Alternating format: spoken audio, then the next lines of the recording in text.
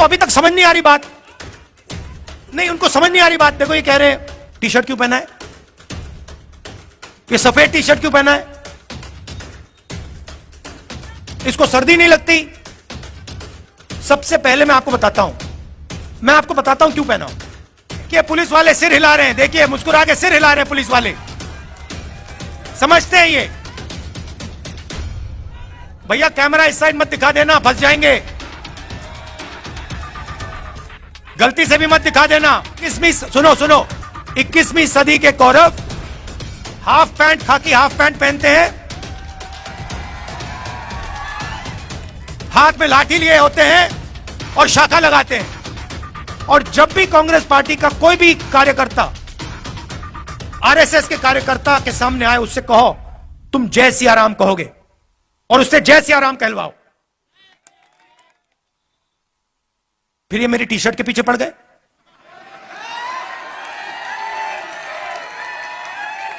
इनको अभी तक समझ नहीं आ रही बात, नहीं उनको समझ नहीं आ रही बात। देखो ये कह रहे हैं टी शर्ट क्यों पहना है, ये सफेद टी शर्ट क्यों पहना है, इसको सर्दी नहीं लगती। सबसे पहले मैं आपको बताता हूं क्यों पहना हूं।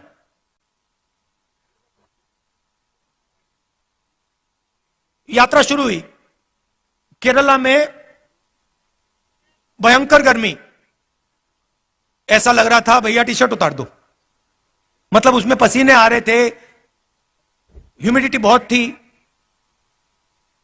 केरला में काफी मतलब गर्मी लगी। फिर मैं मध्य प्रदेश में गया, थोड़ी ठंड होने लगी, थोड़ी सी मतलब ज्यादा नहीं। सुबह सुबह क्या हुआ, 6 बजे हम निकलते हैं, सुबह सुबह 3 गरीब बच्चे मेरे पास आ गए, फटी हुई शर्ट थी, और जब मैंने उनको ऐसे पकड़ा, हाथ लगाया फोटो के लिए, फोटो लेना चाहते थे, एक इस साइड और एक साइड लड़कियां थी, एक इस साइड एक इस साइड, जैसे मैंने उनको पकड़ा वो कांप रही थी, ठंड से कांप रही थी। और फिर मैंने देखा पतली सी शर्ट थी। उस दिन मैंने निर्णय ले लिया कि जब तक मैं नहीं कांपूंगा मैं टी शर्ट पहनूंगा।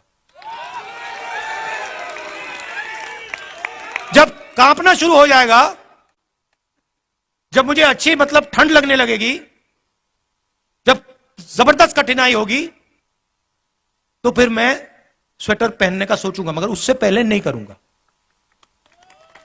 मैं उनको मैसेज देना चाहता हूं, उन 3 लड़कियों को देना चाहता हूं कि अगर आपको ठंड लग रही है तो फिर राहुल गांधी को भी ठंड लगेगी। जिस दिन आपने स्वेटर पहन लिया उस दिन राहुल गांधी स्वेटर पहन लेगा। नहीं, ये बात मत बोलो, ये फिर से आप गलत बात बोलना शुरू कर दो। महात्मा गांधी नहीं हूं मैं, आप नहीं सुनो, ये मेरे जैसे इस देश में करोड़ों लोग हैं, ठीक है, करोड़ों लोग हैं। यहां पे क्या हो रहा है, यहां पे काम कोई कर रहा है, तपस्या कोई कर रहा है। जैसे मैंने पांडवों की बात की, यहां पे युद्ध हुआ था, हजारों लोग मरे थे, वो क्यों हुआ था? क्योंकि उस समय हिंदुस्तान में जो काम कर रहा था, जो तपस्या कर रहा था, उस समय किसान थे, मजदूर थे। आज किसान हैं, मजदूर हैं, छोटे व्यापारी हैं, स्मॉल और मीडियम बिजनेस चलाते हैं। आज हमारे पास माइक्रोस्कोप बनाने वाले लोग आए, आप बनाते हैं, मैन्युफैक्चरिंग है, देखो इनकी 100-200 लोगों को ये रोजगार देते हैं। ये तपस्या करते हैं 24 घंटा। कोई माइक्रोस्कोप बनाता है, कोई यहां पे पोल्ट्री फार्म चलाता है, कोई खेती करता है, गन्ना उगाता है। ये तपस्वी है देश के, और खाता कोई और है, और खाता कोई और है। और जो खाता है भैया वो तो दिखते भी नहीं। आरएसएस वाले हर हर महादेव तो कभी नहीं कहते, आप देखो, नोट करो, कभी नहीं कहते। ये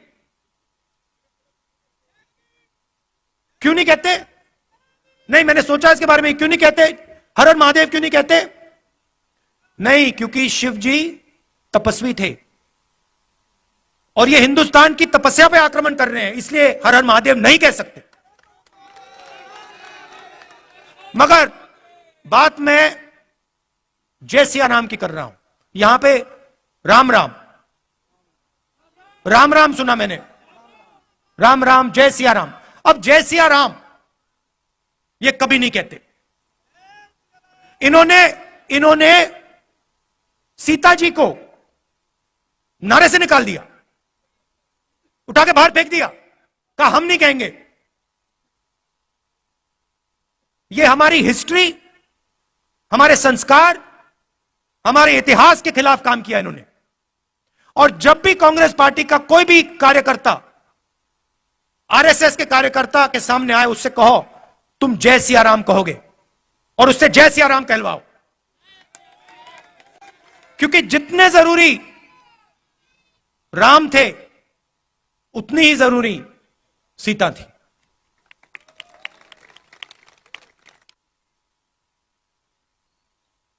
जैसे यहां पे यात्रा चल रही है, इसमें कोई ये नहीं पूछता भैया कौन हो, कहां से आए हो। मोहब्बत की दुकान है ये। पांडवों ने भी, आप याद रखिए, पांडवों ने भी अन्याय के खिलाफ काम किया था। पांडवों ने भी नफरत के बाजार में मोहब्बत की दुकान खोली थी। देखिए पुलिस वाले सिर हिला रहे हैं, देखिए मुस्कुरा के सिर हिला रहे हैं पुलिस वाले, समझते हैं ये। भैया कैमरा इस साइड मत दिखा देना, फंस जाएंगे। गलती से भी मत दिखा देना।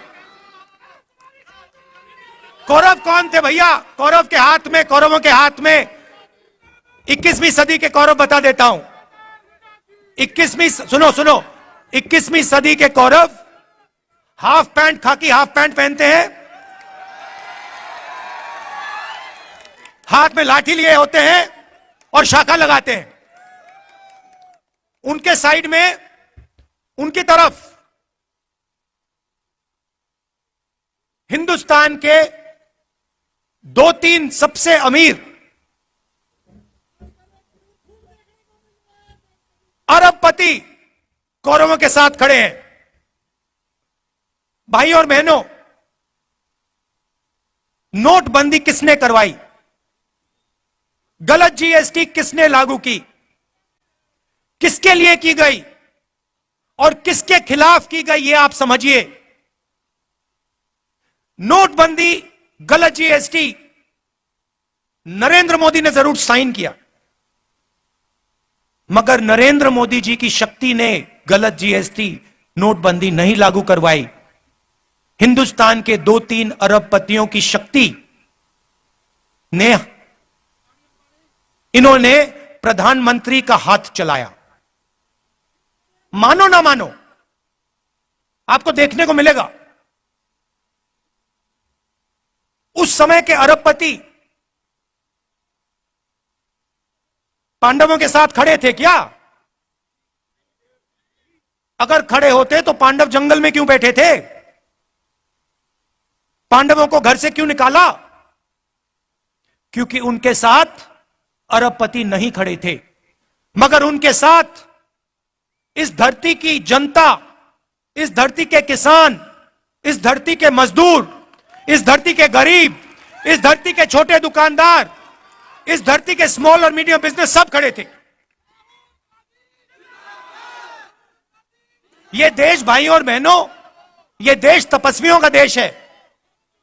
मुझे कहा जाता है, मुझे किसी ने कहा आप 3000 किलोमीटर चले। मैंने उससे कहा तो क्या हुआ? मैंने क्या बड़ी बात कर दी? अगर आप जाओ और इस देश के किसी भी किसान से पूछो, भाई पिछले 4 महीनों में आप कितने किलोमीटर चले हो, वो आपको बता देगा 3000, 4000, 5000 किलोमीटर चला हूं। हां, कन्याकुमारी से दिल्ली नहीं चला हूं, मगर अपने खेत में चला हूं, मंडी गया हूं, मंडी जाकर वापस आया हूं, फिर मंडी गया हूं, फिर वापस आया हूं, खाद खरीदने गया हूं, बीज खरीदने गया हूं। मैंने क्या बड़ा काम किया? कुछ नहीं। किसी भी मजदूर से आप पूछ लो, आपको बताएगा 24 घंटा मैं सर पर बोझ रख के आगे पीछे आगे पीछे आगे पीछे चलता जाता हूं। वो ये जो घड़ी है ना फिटबिट वाली, ये जो मैं पहना हूं, जो किलोमीटर दिखा देती है, वो नहीं पहनता है, इसलिए उसको शायद पता नहीं लगता कितने किलोमीटर चला है। हमारे साथ यात्री चले, मुझे कहते हैं भैया 3000 किलोमीटर चले। मैंने उससे कहा भैया तुम्हें खाना मिला आज सुबह? भोजन खाया तुमने? कितने बार भोजन खाया? 3 बार खाया ना। तो वो जो चल रहे हैं आधी रोटी खा रहे हैं, और तुम क्या बड़ी बात कर रहे हो? वो आधी रोटी में 3000 किलोमीटर चलते हैं, तुम भरपूर खाना खा के 3000 किलोमीटर चल के छाती फैला रहे हो। क्या मतलब है इसका?